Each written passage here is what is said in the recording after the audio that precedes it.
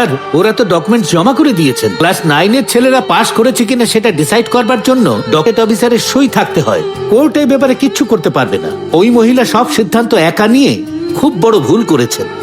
এখন রাত 11:30, তবু কেউ বাড়ি ফিরতে রাজি নয়। এরা না কর্তৃপক্ষের সঙ্গে কথা বলতে চান, না মিডিয়ার সঙ্গে। তবে এদের দাবি একটাই, এরা যে কোনো মূল্যে প্রিন্সিপাল ম্যাডামকে বাইরে বার করে আনতে চান। রমেশ, আমরা ওকে ফ্রিতে পাবলিসিটি দিয়ে দিলাম। আদেশের জন্য অপেক্ষা করছেন। কালেক্টর সাহেব কথা বলবেন। স্যার বলুন। ওখানে কি অবস্থা? একই রকম, বুঝতে পারছি না কিভাবে পরিস্থিতি সামাল দেব। আচ্ছা শুনুন, লিগ্যাল প্রসিডিওর যা যা আছে সেগুলো যেন মেনে চলা হয়। Okay sir. আপনার যাতে সমস্যা না হয় তাই আমি ডেপুটি কালেক্টরকে পাঠাচ্ছি। Okay sir.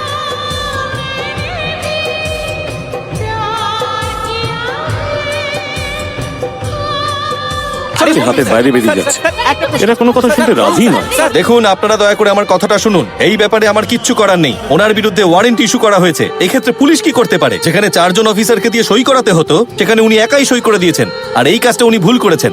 আমি আপনাদের কাছে অনুরোধ করছি, আপনারা দয়া করে বাড়ি ফিরে যান।